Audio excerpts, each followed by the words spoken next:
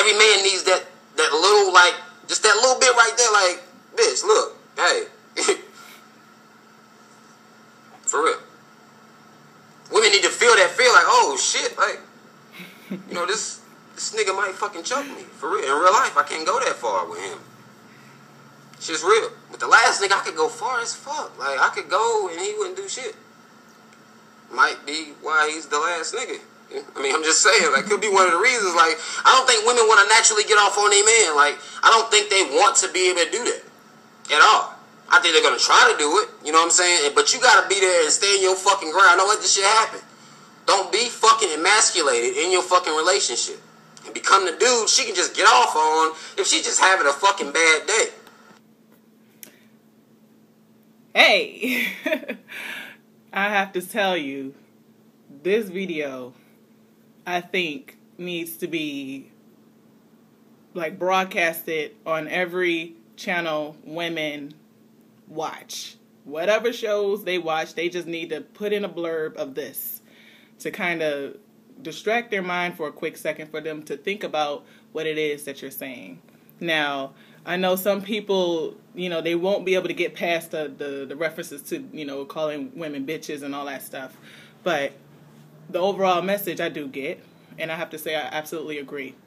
And I will tell you that, and here's a way that I think about it, and not trying to be all academic and all this stuff, but, you know, it does make sense. And I just want to share this analogy.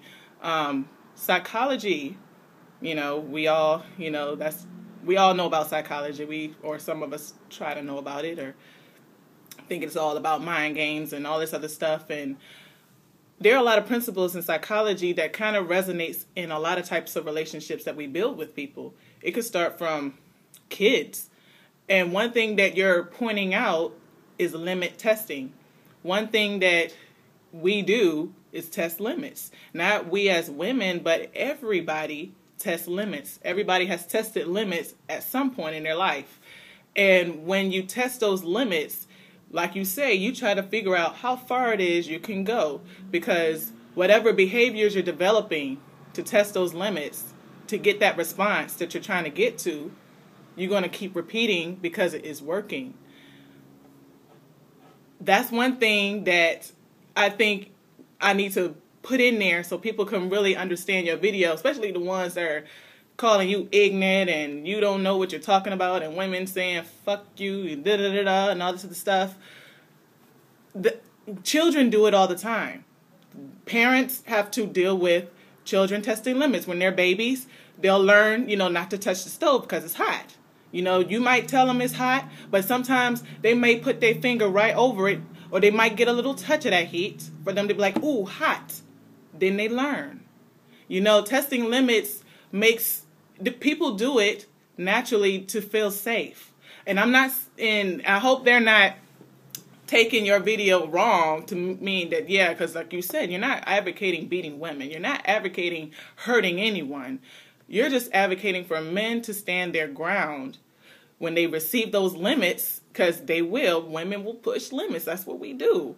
I mean, men do it too. We all do it.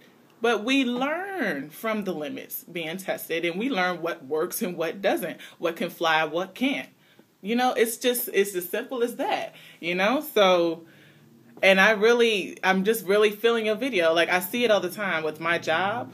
I work with children, and case in point, kids will test limits, especially with new staff members. If they're not familiar with you, they will test your limits. They will try you. They will fuck around and throw a chair out the window. They might start a fight. They may cuss you out. They may even try to fight you. But at the same time, it's like, for my type of job, let me just clarify, I work at a a mental health institute for children. We restrain kids. So one of our quote-unquote coping behaviors or interventions that we use is physical containment when they exhibit unsafe behaviors. When a woman exhibits unsafe behaviors, she may need to be restrained. Doesn't necessarily mean it has to be physical, but you need to, as men, you need to stand firm. You need to let her know she cannot do this. This is no. You know, like, I don't play with that. Don't play with me on this tip. Don't play with me on that tip. Understand that there will be consequences for those actions. She can make the decision whether or not she's going to go ahead and do it anyway. You know, some women, I think, they just don't get it.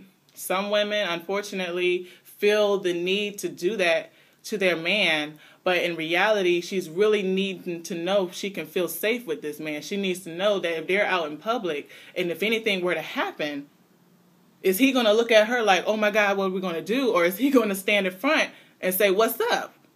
You know? Like, honestly, you can tell in the confines of your relationship how things will happen on the outside.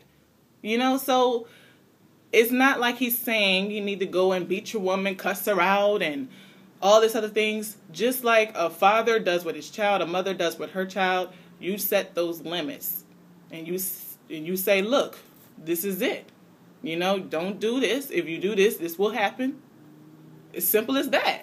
So, I agree with you 110% and more. So, this is just my little quick plug. I just wanted to share that part.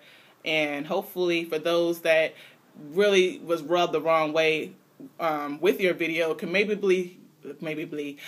use this perspective to perhaps try to understand what it is that you're really, really getting at. But yeah, you know, a woman wants a man, not someone she could have her way with. Like, it's true.